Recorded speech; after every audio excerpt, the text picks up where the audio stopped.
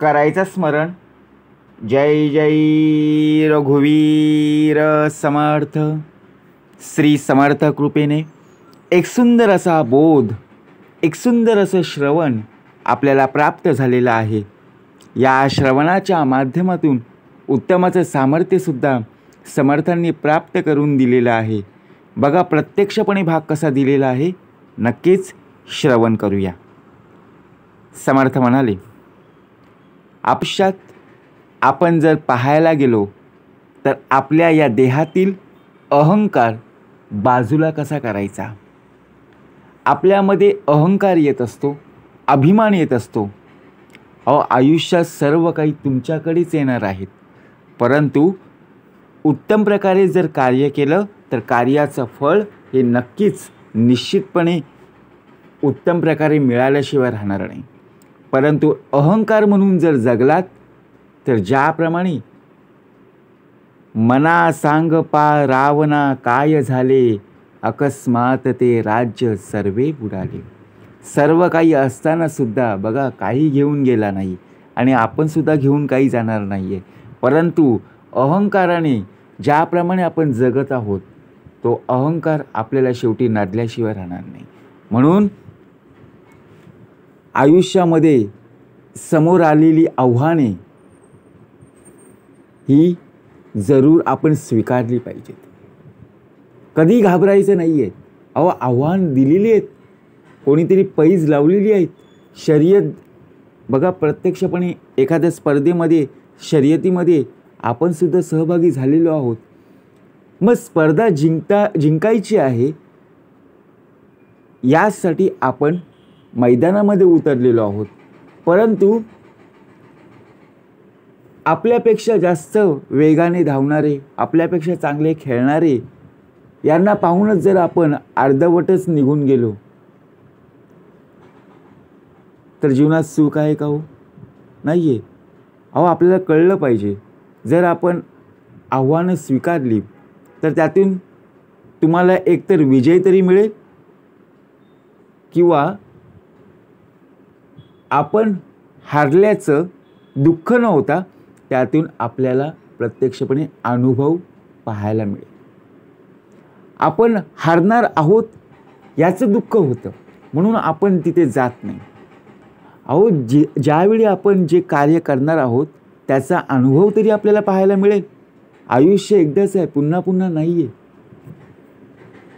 अहंकार आपला बाजूला ठेवायचा. अहंकार घेऊन बघा कुठलीही गोष्ट साध्य करायची नाही आहे.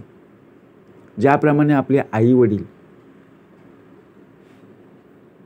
या जगात मुलांचा आधार प्रत्यक्षपणे आपल्याला पाहायला मिळतो. लहानपणापासून आपल्याला आईवडिलांचा आधार अजूनपर्यंत आणि शेवटपर्यंत आपल्याला मिळणार आहे. कारण आईवडिलांचे आशीर्वाद, परमेश्वराचं स्मरण, त्यांचा मान ठेवून त्यांचं ऐकलं पाहिजे. मातृदेवो भव, पितृदेवो भव, आचार्य देवो भव आणि अतिथी देवो भव ही शिकवण आपल्याला प्राप्त करून दिलेली आहे. ते नेहमीच आपल्याला चांगलं आणि हिताचं सांगत असतात, परंतु आपण ऐकून घेत नाही. आपण ज्याप्रमाणे राग, दुसऱ्याने भरलेले कान आणि सर्वात महत्त्वाचं म्हणजे वैर, या तिन्ही गोष्टी आपण बाजूला सारायच्या. ज्याप्रमाणे आपण आपल्या आयुष्यामध्ये अहंकाराने जर जगत राहिलो, लोकांकडे नाही आहे आणि माझ्याकडे आहे याच दृष्टीने आपण पाहायला गेलो तर काही मिळणार नाही आहे. बघा, तुमचं कोणासाठी तरी थांबणं हे खरंच गरजेचं आहे की नाही हे एकदा आपण तपासून पाहिलं पाहिजे.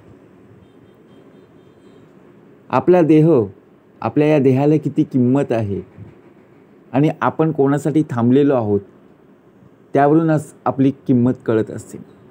आता विचार करा, समोरच्या व्यक्तीकडे काहीही नाही आहे तरीसुद्धा आपण त्या व्यक्तीसाठी थांबलेलो आहोत. आपल्या गळ्यामध्ये चैन आहेत, हातामध्ये ब्रेसलेट आहेत, बोटामध्ये अंगठ्या आहेत, सूटबुटामध्ये आपण तयार होऊन झालेलो आहोत आणि प्रत्यक्षात त्या व्यक्तीसाठी आपण तिथे हजर आहोत. आजूबाजूची लोक काय म्हणतील, ही व्यक्ती कोणासाठी तरी थांबत आहे, थांबलेली आहे. परंतु जी व्यक्ती बघा साधी गणवेशात, साधी वेशात प्रत्यक्षपणे हजर झालेली आहे, साधी राहणी, उच्च विचारसरणी आपल्यामध्ये असली पाहिजे. मग त्या सूटबुटाला, त्या जे सोनं आहे ते आपल्यामध्ये परिधान करून त्याची किंमत वाढली का? नाही आहे, कारण आपल्यालाच किंमत नाही आहे. आपण तिथे वेळ काढून दिलेला आहे, बरोबर की नाही? आपण थांबलेलो आहोत, लोक आपल्यासाठी थांबत नाही ना. जर आपण लोकांना सांगितलं की 15 मिनटं थांबा मी येतो लगेच, किंवा 5 मिनटं थांबा मी येतो, यावरून आपण ओळखायचं की 5 मिनटं तरी लोकांना वेळ आहे का? आपण दिलेला आहे ना टाईम, मी 10:30 वाजता हजर राहणार आहे, परंतु आपल्याला उशीर झाला तर 5 मिनटंसुद्धा लोक तिथे थांबत नाही, तिथे निघून जातात. म्हणजे तुमचा वेळ, शक्ती आणि मनशांतीचे ज्या प्रकारे अनुभव आपल्याला पाहायला मिळतीलच, खरंच एकदा तपासून आपण पाहिलं पाहिजे. समर्थ म्हणाले, अभिमान उठे मत्सर, मत्सरे तिरस्कार, पुढे क्रोधाचा विकार, प्रबळे बळे. मग समोरची व्यक्ती जर आपल्यासाठी थांबली नाही तर आपल्याला राग येतो की नाही? आपण विचार करतो, अरे त्याच व्यक्तीने आपल्याला जो टाईम दिला होता त्या वेळेमध्ये आपण हजर राहिलो आणि त्याच्यासाठी आपण वेळ काढून तिथे उभा राहिलो. आजूबाजूची लोकं पाहत होती, परंतु आपल्याला उशीर झाला तेव्हा ती व्यक्ती पुढे निघून गेली. मग आपल्या देहाला किंमत आहे का? विचार करा. म्हणून बघण्याची नजर प्रामाणिक असेल तर नजरेला दिसणारी प्रत्येक गोष्ट ही सुंदर दिसत असते. आपल्याला डोळे दिलेले आहेत, परंतु डोळ्यांनी काय पाहायचं? आपल्यामध्ये असणारा दूरदृष्टिकोन कसा असला पाहिजे? डोळ्यांनी आपण चांगलं सुद्धा पाहत असतो, डोळ्यांनी आपण वाईट सुद्धा पाहत असतो, परंतु डोळ्यांची पुण्याई, डोळ्यांची शिल्लक कशी वाढवायची? कारण प्रत्येक दिसणारी गोष्ट ही सुंदर दिसली पाहिजे. चांगलं काम करत असताना जर बदनामी झाली तर घाबरू नका, कारण बदनामीची जी भीती असते ती त्याच लोकांना असते ज्यांच्यामध्ये नाव कमवायची हिंमत नसते. आपण काम करत असताना एखादी चूक झाली आणि त्या चुकीमुळे लोक सर्व हसायला लागली, बोलायला लागली, पण घाबरायचं नाही आहे. आपण चांगलं काम केलेलं आहे ना, चांगलं कर्तव्य आपण पार पाडलेलं आहे ना. चूक होणारच हो, चूक कोणाकडून होत नाही आहे. मनुष्य म्हटलं की चूक होणारच, परंतु त्याच चुकीतून, त्याच अनुभवातून आपण पुढे गेलो पाहिजे. विचार करा, जो देव रात्री झाडांवर बसलेल्या पक्ष्यांना झोपेतही कधीच पडू देत नाही, तो देव माणसाला कसा निराधार सोडू शकेल? म्हणून मनुष्य स्वतःच्या नजरेत चांगला पाहिजे. लोकांचा काय तुम्ही घेऊन बसलात? कारण लोक तर देवात पण चुका काढत असतात, बरोबर की नाही? समर्थ म्हणाले, कुणाच्या अंतरी लागेल धक्का, ऐसी वर्तणूक करू नका आणि कोणालाही बोलू नका. कारण ज्यावेळी आपण पाहायला गेलो, जलचर प्राणी असतात बघा, ज्याप्रमाणे आपण मासा पाहतो, पाण्यातील मासा झोप घेतो कैसा, ज्याच्या वंशी जावे तेव्हा त्याला कळेल. पशुपक्षी असतात झाडांवर, कधी पडलेला पाहिलंय काय हो? झाडाच्या फांदीवर बसलेला आहे, झाडाच्या फांदीवरून कधी झोपेत पडलेला आहे? कधीच नाही. एवढे मोठे मोठे प्राणीसुद्धा बघा, परंतु आपला देह बेडवर झोपलेला आहे, स्वप्नामध्ये इतका रमलेला आहे, तो स्वप्नामध्ये त्या बेडवरून खाली पडतो आणि दचकून जागा होतो आणि नंतर विचार करतो, अरे भयानक स्वप्न पडलं होतं. तेव्हा लागत नाही. बेडवरून पडलं तेव्हा आपल्याला लागत नाही, कारण आपण झोपेमध्ये असतो. आणि ज्यावेळी आपण बघा प्रत्यक्षात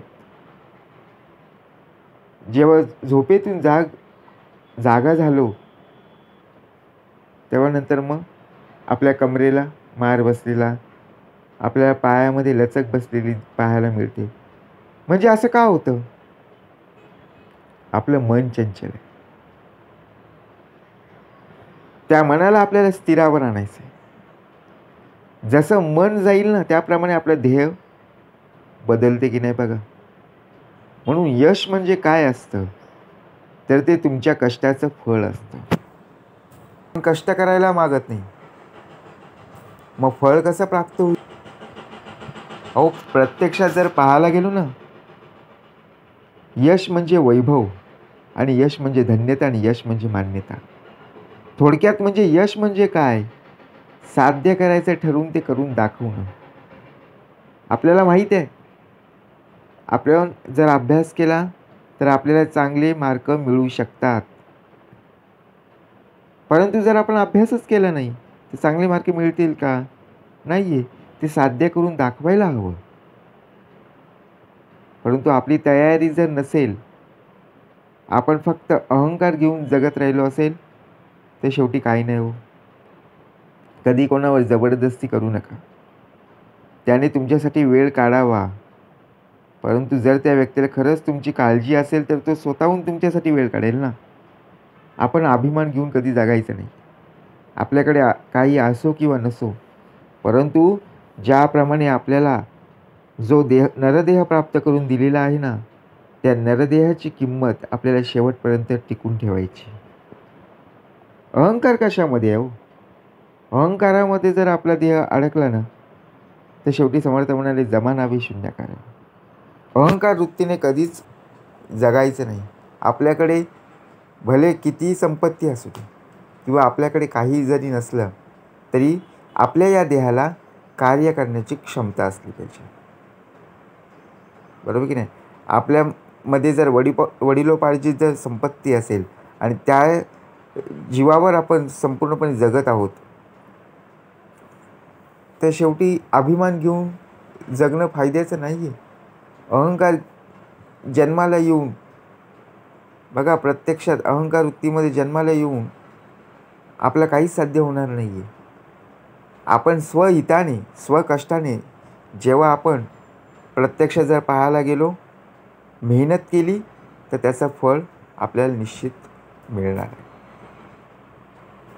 म्हणून समर्थाने उत्तमाचा श्लोक प्राप्त करून दिला ना, मना सांग पा रावणा काय झाले. काय रावणाची अवस्था झाली. 6 कोटी आयुष्य होतं. सोन्या चांदीचं संपूर्ण जर पाहायला गेलं तर रावणाची लंका जी होती ती सोन्याची होती.